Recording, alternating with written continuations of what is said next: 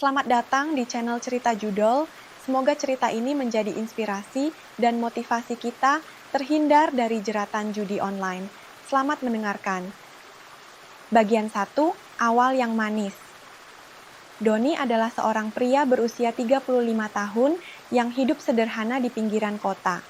Ia menjalani rutinitas yang monoton sebagai pegawai kantoran. Setiap hari, ia berangkat pagi-pagi sekali, melewati macetnya jalanan kota, lalu pulang menjelang malam dengan tubuh lelah. Gajinya tidak besar, hanya cukup untuk memenuhi kebutuhan hidup sehari-hari bersama istri dan 2 anaknya yang masih kecil. Namun, di dalam hati Doni, ada perasaan tidak puas yang terus tumbuh.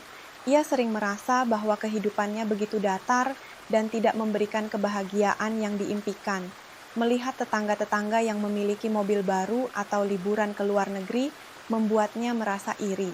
Doni ingin memberikan kehidupan yang lebih baik untuk keluarganya, tetapi setiap kali melihat saldo rekeningnya, keinginan itu terasa jauh. Suatu hari, saat Doni tengah bersantai di rumah sambil memainkan ponselnya, sebuah pesan masuk dari Budi, teman lamanya di bangku kuliah. Budi bercerita tentang bagaimana ia berhasil menghasilkan uang tambahan lewat judi online. Awalnya, Doni skeptis dan tak terlalu tertarik.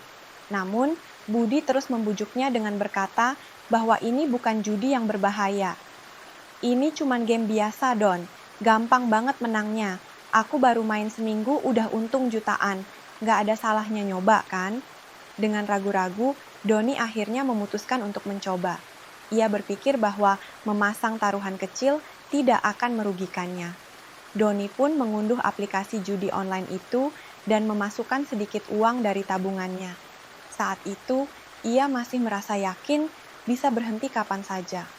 Toh, ini hanya untuk coba-coba. Di malam pertama ia bermain, Doni memilih salah satu permainan yang tampak sederhana, roulette. Dengan hanya menaruh uang kecil, keberuntungan sepertinya langsung berpihak padanya. Doni memenangkan permainan pertama dengan mudah. Rasa gembira mengalir dalam dirinya. Ia merasa seperti mendapatkan uang mudah. Dari taruhan awalnya yang kecil, Doni berhasil melipat gandakannya dalam waktu singkat. Kemenangan itu membuatnya bersemangat. Malam itu, ia terus bermain hingga akhirnya saldo di akunnya meningkat pesat. Dalam satu malam, Doni merasakan sensasi luar biasa, bahwa dirinya memiliki kendali penuh atas permainannya. Rasanya seperti mimpi yang menjadi kenyataan. Di kepala Doni mulai muncul angan-angan. Kalau ini bisa terus terjadi, aku bisa cepat kaya. Bayangkan saja, mobil baru, rumah yang lebih besar, bahkan mungkin bisa liburan ke luar negeri bersama keluarga. Doni mulai menceritakan pengalamannya kepada Budi, yang tentu saja memberi semangat lebih. Lanjut terus, Don. Ini peluang emas. Asal kamu tahu kapan berhenti, nggak ada masalah. Yang penting jangan terbawa emosi, kata Budi dengan nada optimis. Doni merasa semakin yakin bahwa ia bisa mengendalikan situasi ini. Selama beberapa hari, Doni terus bermain. Setiap kali ia menang, rasanya seperti mendapat suntikan kebahagiaan. Dalam benaknya, ia mulai memikirkan semua rencana besar yang bisa ia wujudkan dengan uang yang didapat dari judi online ini. Ia bahkan mulai mengurangi waktu kerja dan lebih sering menghabiskan waktu di ponselnya untuk bermain. Saat itu, Sinta, istrinya, mulai memperhatikan perubahan dalam sikap Doni. Ia sering terlihat terlalu fokus pada ponsel, mengabaikan percakapan di meja makan, dan sering begadang di malam hari. Namun, Doni meyakinkan Sinta bahwa tidak ada yang perlu dikhawatirkan. Ini cuma hobi baru, Sin. Main game kecil-kecilan, gak ada yang serius. Sinta mempercayainya, dan kehidupan rumah tangga mereka pun masih berjalan seperti biasa. Di sisi lain, Doni semakin terjebak dalam kegembiraan semu dari kemenangan-kemenangan yang dirasakannya. Ia merasa berada di puncak dunia, seolah-olah keberuntungan selalu menyertainya. Apa yang Doni tidak sadari adalah bahwa ini hanyalah awal dari perjalanan yang penuh dengan jebakan. Saat itu, ia belum tahu bahwa kemenangan manis ini hanyalah permulaan dari lingkaran kecanduan yang kelak akan mengguncang hidupnya hingga ke akar-akarnya. Tetapi, untuk saat ini, Doni masih menikmati manisnya kemenangan, merasa hidupnya mulai berubah menjadi lebih baik. Bagian 2, terjerumus dalam kegelapan. Setelah beberapa minggu merasakan kemenangan, Doni semakin terbuai oleh dunia judi online. Setiap malam, ia meluangkan waktu untuk bermain, mengabaikan tanggung jawab di rumah dan pekerjaan. Keberuntungan seolah tidak pernah meninggalkannya, dan setiap kali ia menang, rasa percaya diri Doni semakin meningkat. Ia merasa seolah-olah ia telah menemukan jalan pintas menuju kekayaan. Namun, di balik senyum dan kebahagiaannya, ada bayangan gelap yang mulai mendekat. Pada suatu malam, setelah mendapatkan kemenangan besar, Doni merasa sangat bersemangat. Ia menambahkan taruhan dan mencoba peruntungannya di permainan lain. Malang tak dapat ditolak. Malam itu, Doni mengalami kekalahan besar untuk pertama kalinya. Saldo akunnya menurun drastis, dan perasaan panik mulai menghantui dirinya. Daripada berhenti dan merenung, Doni justru bertekad untuk mendapatkan kembali uangnya. Ia berpikir, ini hanya sementara, aku pasti bisa menang lagi. Dalam keadaan putus asa, ia mulai memasang taruhan yang lebih besar, berharap bisa mengembalikan semua kerugian dalam sekali jalan. Keesokan harinya, ia meminjam uang dari teman dekatnya, beralasan bahwa ia butuh modal untuk investasi yang akan membawa hasil cepat. Hasilnya, Doni semakin terjerumus. Setiap kekalahan hanya memicu rasa ingin bermain yang lebih besar. Ia mencari-cari cara untuk mendapatkan uang, termasuk meminjam dari orang-orang terdekatnya. Dalam benaknya, judi bukan hanya sekadar permainan, tetapi menjadi harapan terakhirnya untuk mengubah hidup. Sinta, yang merasakan ada yang tidak beres, mulai mencemaskan perubahan perilaku Doni. Ia sering melihat suaminya bermain dengan wajah tegang, mengerutkan dahi saat memeriksa saldo di ponsel. "Sayang, kamu sudah lama tidak istirahat. Kenapa tidak coba berhenti sejenak?" tanyanya lembut. Namun, Doni hanya tersenyum dan berjanji bahwa semuanya baik-baik saja. Dalam hatinya, ia merasa Sinta tidak mengerti betapa menyenangkannya permainan itu. Waktu berlalu dan situasi semakin memburuk. Doni terus kalah, dan untuk menutup kerugian, ia mengambil risiko yang lebih besar. Ia mengabaikan pekerjaan, seringkali absen dengan alasan yang tidak jelas. Bosnya mulai memberi peringatan, tetapi Doni merasa tidak peduli.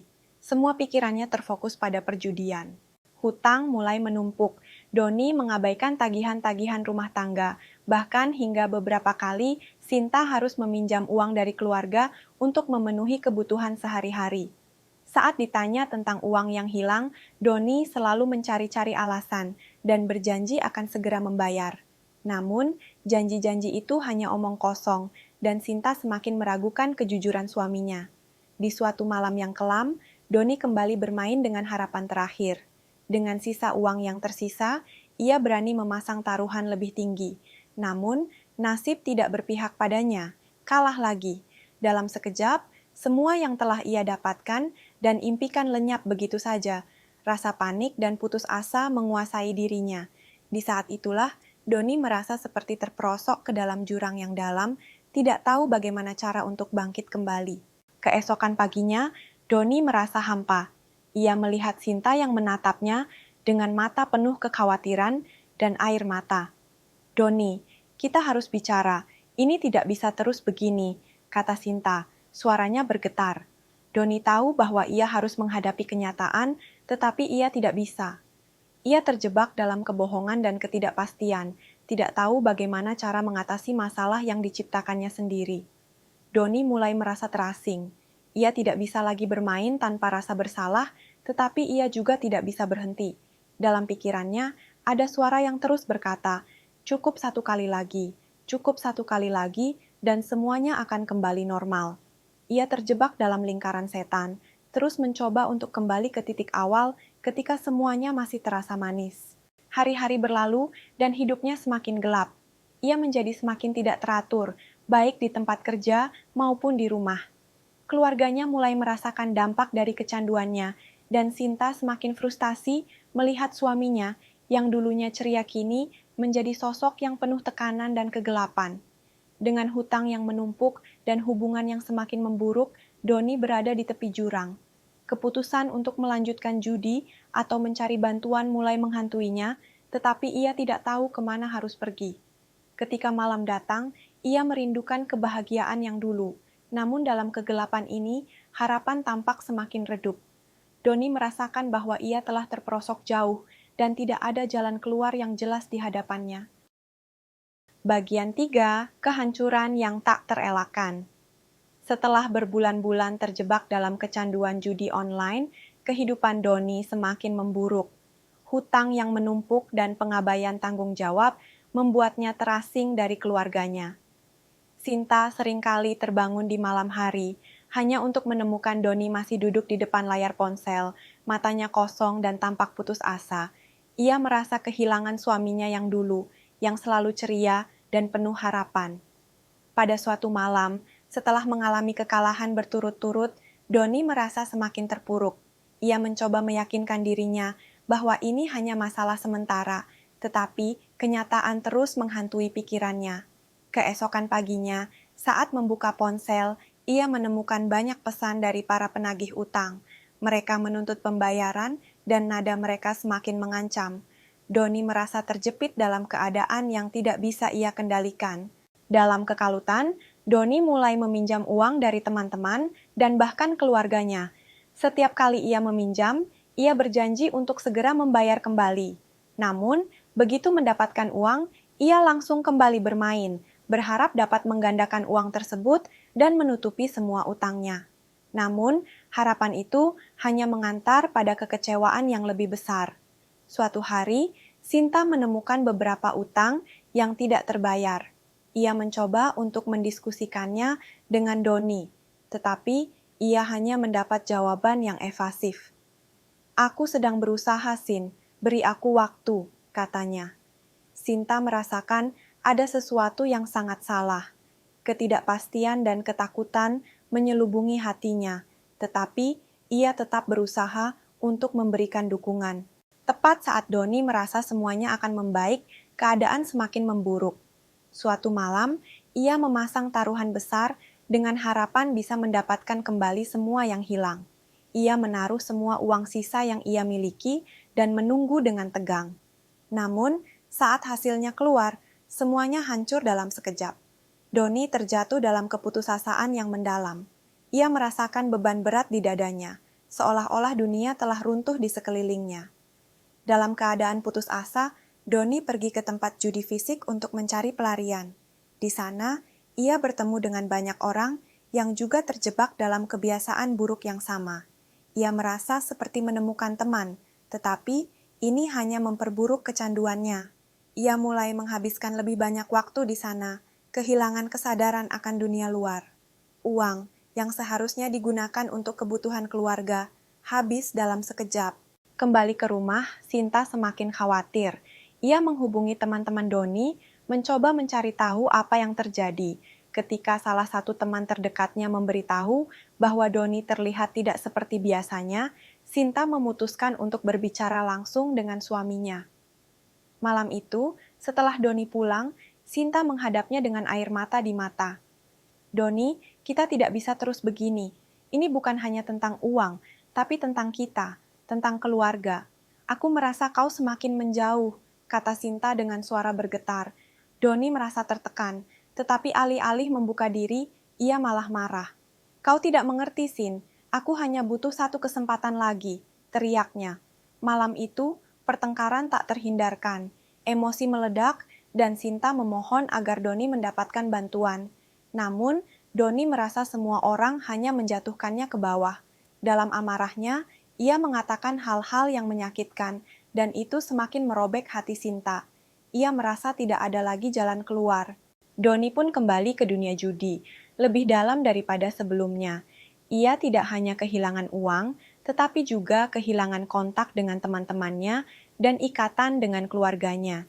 Ia merasa seperti terperosok ke dalam kegelapan yang tidak berujung. Rasa malu dan rasa bersalah menghantuinya setiap hari. Suatu sore, Doni pulang ke rumah dan menemukan Sinta sedang mengdape sebuah koper. "Kita pergi, Doni. Aku tidak bisa terus hidup seperti ini. Ini untuk anak-anak," katanya dengan suara tenang namun tegas. Doni tertegun, rasa panik melanda dirinya. Jangan, Sin, aku bisa berubah, beri aku kesempatan, teriaknya, tetapi Sinta sudah mengambil keputusan. Ketika Sinta dan anak-anak pergi, Doni merasakan kehampaan yang tak tertahankan. Ia duduk di sofa, dikelilingi oleh kegelapan, dengan hanya suara detak jam yang terasa semakin keras. Rasa penyesalan menghujam jiwanya. Ia menyadari bahwa semua yang ia impikan kini hancur, bukan hanya uang, tetapi keluarga yang dicintainya. Di malam yang kelam itu, Doni tersadar bahwa ia telah kehilangan segalanya. Ia terbangun dari mimpi indah yang ia ciptakan dan menemukan dirinya terperangkap dalam kegelapan yang tak terelakkan. Keputusan untuk melanjutkan judi atau mencari jalan keluar kini menjadi sebuah pilihan yang mengharuskannya untuk menghadapi kenyataan pahit. Ia harus berjuang untuk mendapatkan kembali hidupnya. Namun, dalam keadaan putus asa dan kehilangan, ia tidak tahu dari mana harus memulai. Bagian 4. Titik balik. Setelah ditinggal oleh Sinta dan anak-anak, Doni merasakan kehampaan yang luar biasa. Rumah yang dulunya penuh tawa kini sunyi sepi. Setiap sudut ruangan mengingatkannya akan kebahagiaan yang hilang. Ia duduk sendiri di sofa, dikelilingi oleh tumpukan utang dan catatan pengingat dari para penagih utang. Kebisingan suara detak jam semakin mengganggu, seolah mengingatkan Doni akan waktu yang hilang. Di tengah keputusasaannya, Doni teringat pada Budi, teman lamanya yang dulu memperkenalkan judi online kepadanya. Ia ingat bahwa Budi juga pernah mengalami kecanduan yang sama, tetapi kini hidupnya tampak lebih baik. Suatu malam, dengan penuh rasa ragu, Doni menghubungi Budi. Suara Budi di telepon tampak hangat dan penuh empati. Doni, aku tahu kamu sedang berjuang. Aku sudah mengalaminya. Apa kamu mau bertemu? Mereka bertemu di sebuah kafe kecil. Budi terlihat lebih sehat dan bersemangat, jauh berbeda dari Doni yang terlihat lelah dan hampa. Selama perbincangan, Budi menceritakan bagaimana ia berhasil keluar dari kecanduan judi. Ia berbagi tentang pentingnya mencari bantuan dan dukungan. Aku ikut kelompok dukungan dan terapi. Itu membantu sekali. Kamu tidak sendirian, Don, katanya. Doni mendengarkan dengan seksama. Ia merasa sedikit harapan mulai tumbuh dalam dirinya. Budi memberikan informasi tentang kelompok dukungan untuk pecandu judi. Awalnya, Doni merasa skeptis dan malu. Aku tidak mau orang lain tahu tentang masalahku, pikirnya. Namun, Budi meyakinkan bahwa privasi dijaga dan banyak orang di sana yang mengalami hal yang sama. Setelah beberapa hari berpikir, Doni akhirnya memutuskan untuk menghadiri pertemuan kelompok dukungan. Saat tiba di lokasi, rasa cemas menyelimuti dirinya. Banyak wajah asing yang menunggu, tetapi ia berusaha untuk tetap tenang. Pertemuan dimulai, dan satu persatu anggota mulai berbagi cerita. Doni terkejut menyadari betapa miripnya kisah mereka dengan apa yang dialaminya. Ada yang kehilangan pekerjaan, ada yang terputus hubungan dengan keluarga, dan ada pula yang mengalami kerugian finansial yang parah. Ketika gilirannya tiba, Doni merasakan getaran di dadanya. Ia mengumpulkan keberanian dan mulai berbicara. Saya Doni, dan saya seorang pecandu judi. Suara ini mengalir keluar dari mulutnya, dan saat itu beban yang ia pikul terasa sedikit lebih ringan. Ia berbagi kisah tentang bagaimana ia terjebak dalam kebiasaan buruk ini dan bagaimana ia kehilangan keluarganya. Ketika ia selesai, banyak anggota memberikan tepuk tangan dan kata-kata penguatan. Rasa diterima dan dipahami itu sangat berarti bagi Doni. Ia mulai merasakan bahwa ia tidak sendirian dalam perjuangan ini. Perlahan-lahan, ia mulai menjalin hubungan dengan anggota lain, berbagi pengalaman, dan mendengarkan cerita mereka. Ini memberikan kekuatan baru baginya untuk berjuang lebih keras. Seiring waktu, Doni mulai mengikuti sesi terapi secara rutin. Ia belajar tentang mekanisme kecanduan, tentang cara mengelola emosi, dan tentang pentingnya mengembangkan kebiasaan sehat.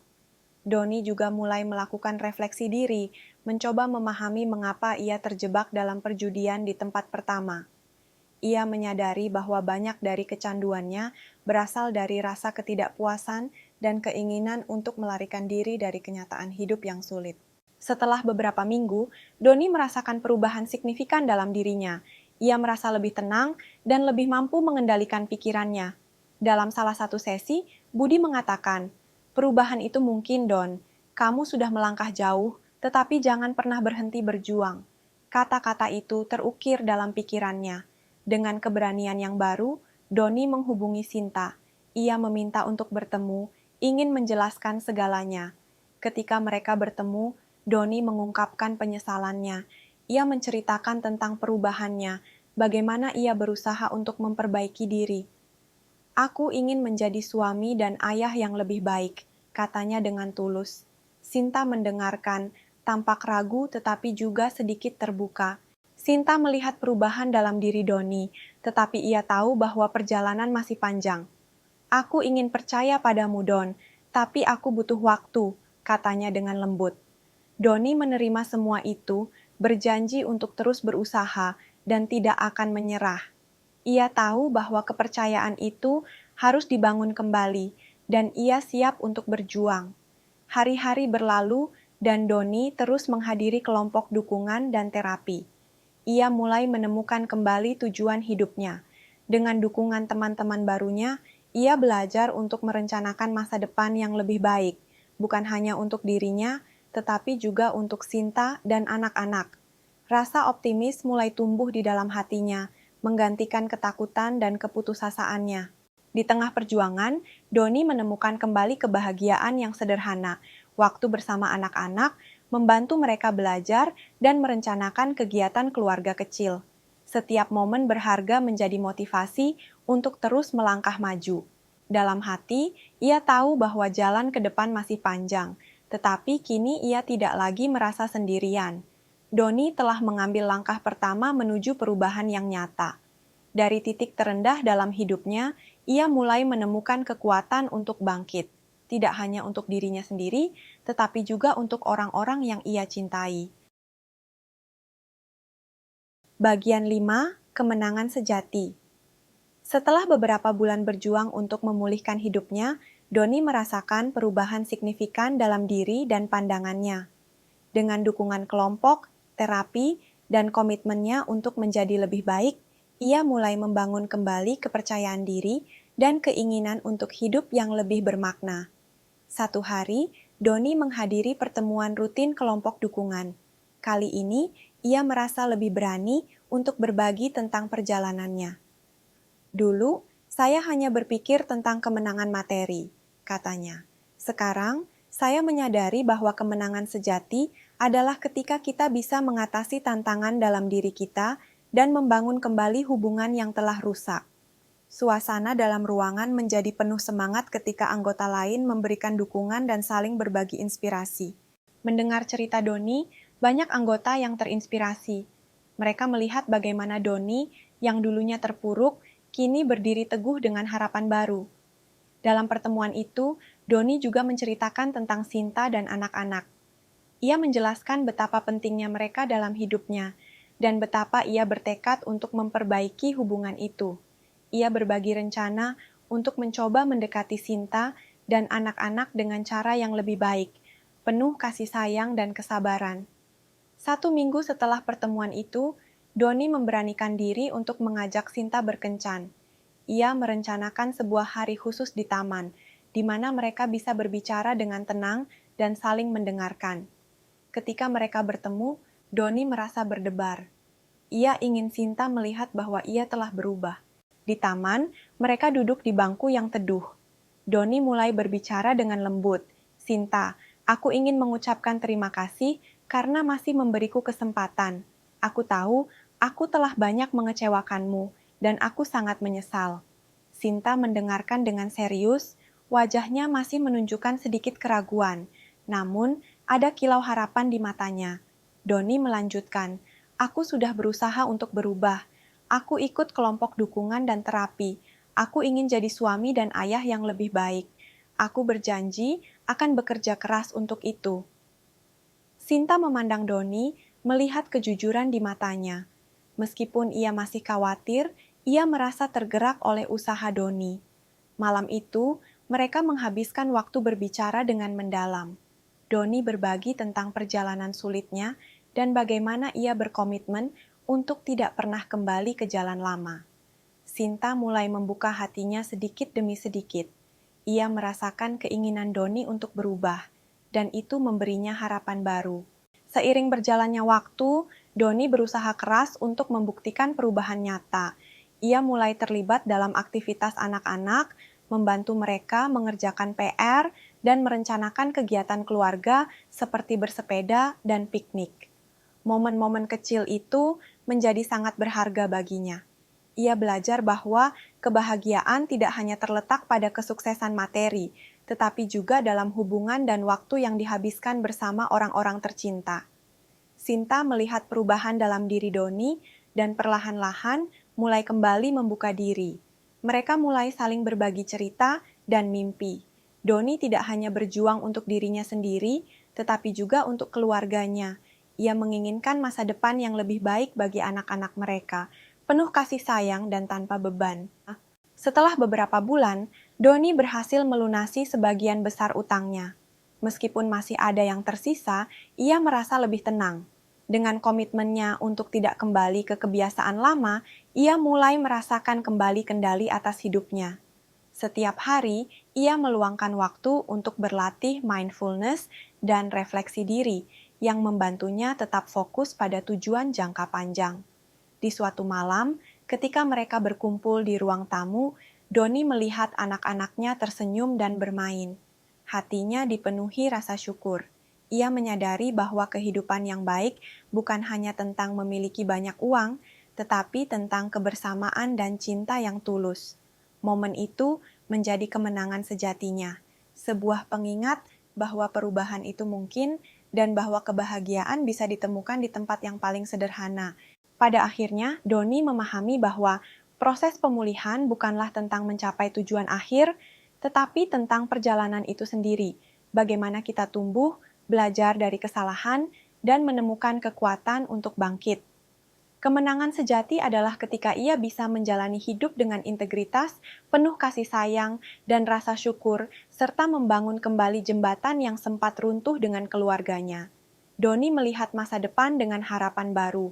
Meskipun ada tantangan yang akan datang, ia tahu bahwa dengan dukungan orang-orang terkasih dan komitmen untuk berubah, ia mampu menghadapi segalanya. Hidupnya kini menjadi contoh bagi banyak orang, bahwa dari kegelapan, kita semua bisa menemukan jalan menuju cahaya.